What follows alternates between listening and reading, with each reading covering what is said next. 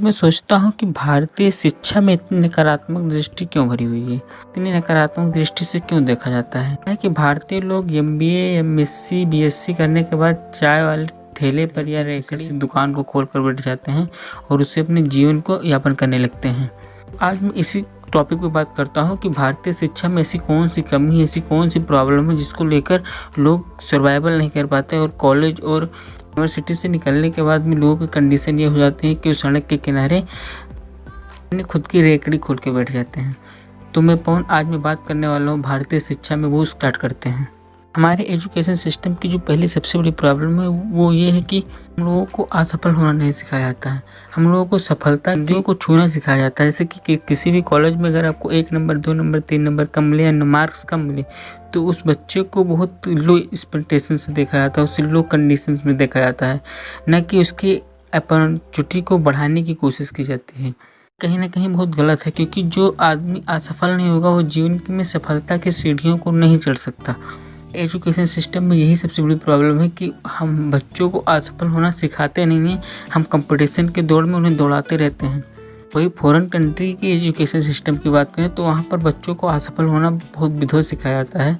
जब तक वो कॉलेज से यूनिवर्सिटी में जाते हैं तो लगभग 3-4 बिजनेस को करके उसमें असफल हो जाते हैं और कुछ लोग सफलता के टॉप लेवल पर चले जाते हैं। कल स्कूल और कॉलेज में बच्चों को शॉर्ट नहीं सिखाया जाता है। शॉर्ट का जो फुल फॉर्म होता है वो स्ट्रेंथ, वीकनेस, अपॉर्चुनिटी और थीम्स होता है।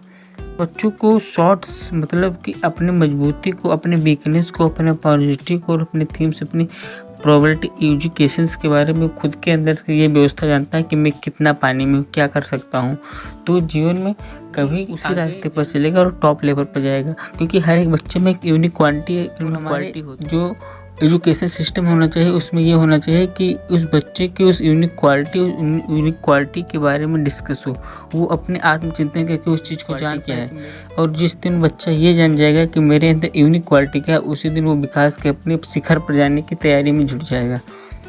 तो हमारा जो तीसरा सबसे इम्पोर्टेंट टिप सिखाने की है, बच्चे शॉर्ट सीख गया तो गलत रास्ते पर कभी नहीं जा सकता, वो विकास के बारे में ही सोचेगा। बड़ी प्रॉब्लम इससे है कि बच्चों को जाने के साथ साथ बच्चों को ये नहीं सिखाया जाता है कि मनी मैनेजमेंट क्या होता है, पैसा। और हम लोग ये उम्मीद करते हैं कि कॉलेज से निकलने के बाद उसको ये तक नहीं पता होता कॉलेज से निकलने के बाद कि व्हाट इज मनी, मनी को एक्सचेंज कैसे करते, मनी को कमाया कैसे जाता है। और दुनिया के दौड़ में उन्हें दौड़ा दिया जाता है भागने के लिए। अब उन्हें यही नहीं पता है कि मनी मैनेजमेंट कैसे किया जाता है, तो किस प्रकार से अपने आप को सर्वाइवल करेंगे, फिर समाज में अपने आप को व्यवस्थित करेंगे, फिर सोशलाइजेशन करके अपने आप को बहुत बड़ी प्रॉब्लम होती है। ये वो बच्चे की बात कर रहे हैं जो कॉलेज से निकलते हैं, मतलब समाज के उस बागडोर से बहुत दूर हो जाते हैं जिस बागडोर में उन्हें रहना चाहिए। और यहाँ से भी बच्चों के अंदर डिप्रेशन की जो क्वालिटी आती है वो यहाँ से भी आती है। कॉलेज में आजकल बच्चों के अंदर से कंपेशंस की शक्ति जो है वो गायब हो रही है।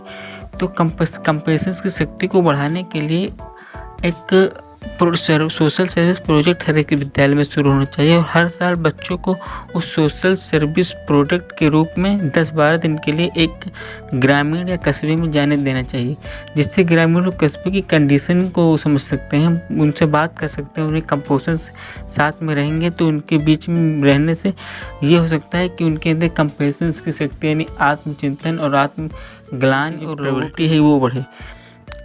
तो इससे लोगों के मानसिक दृष्टि से दया और चिंता की भावना का विकास होगा और जिससे लोगों के अंदर जो नफरती भावना है वो धीरे धीरे खत्म होगी। तो हम लोगों को ये भी चाहिए कि बच्चों के अंदर जो शिक्षा के साथ साथ उनके अंदर कंपटीशन का भी विकास हो। तो कंपटीशन दिया जाता है, उस कंपटीशन को आजकल पेरेंट्स और घर वाले और माता पिता उस प्रोजेक्ट को कंप्लीट कर देते हैं, बल्कि ये गलत है। आप एजुकेशन के सिस्टम में आप टीचर हैं तो टीचर को ये चाहिए कि किसी भी कॉलेज या किसी भी क्लास के रूम में बच्चों के लिए वो कूड़ा कबाड़ जो हो विद्यालय का उसे रख दें और कहते हैं इससे कुछ खास बनाओ, और 10-12 लोगों की टीम बनाकर ये कह दिया जाए कि इससे तुम बहुत खास कुछ बनाओ, तो उससे जो बनाएंगे वो उनकी यूनिटी और माइंड सेटअप को बनाएगा और वो आगे चल के उनके बहुत विकसित माइंड की तरफ आगे बढ़ेगा। और जो भारत में बेरोजगारी और अव्यवस्था है उसका मेन वजह अगर ये है तो ये 5-6 टिप्स जो हमने बताया है उस 5-6 टिप्स को फॉलो ना करना है।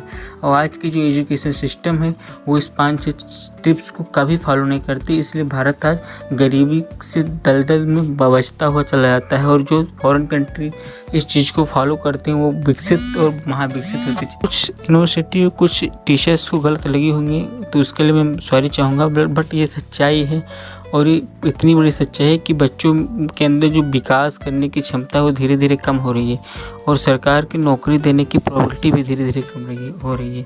इससे प्रॉब्लम ये होगी कि बच्चों के अंदर कंपेरिजन की क्षमता बढ़ेगी और भारत फिर से गरीबी के उस महान दलदल में बचता चला जाएगा कि जिससे निकलना मुश्किल हो जाए। इसलिए युवा को आगे आना चाहिए, शिक्षा को आगे बढ़ाना चाहिए, सिस्टम को जो एजुकेशन सिस्टम है उसे थोड़ा चेंज करना चाहिए जिससे भारत फिर से सोने की चिड़िया की तरफ आगे बढ़ सके। मैं ये नहीं कहता हूँ कि भारत में युवाओं की कमी है, प्रतिभा की कमी नहीं है, बस उन्हें देने वाले जो तरीके हैं उस जेनरिक तरीके की कमी है। Thank you for watching video. अगर आप टीचर्स हों या एम्प्लॉयज़ हैं या पेरेंट्स हैं, अगर आपको बुरा लगा हो हमारी बातें तो उसके लिए मैं सॉरी चाहूँगा, बट यही सच्चाई है। और अगर आप हमारी बातों से इंस्पायर होंगे तो अपने कॉलेज या यूनिवर्सिटी में इस 5 से 6 टिप्स में 1 या 2 टिप्स को फॉलो करवाइए, फिर देखिए आपके बच्चों में विकास की कौन सी दर पकड़ती है। Thank you for watching video.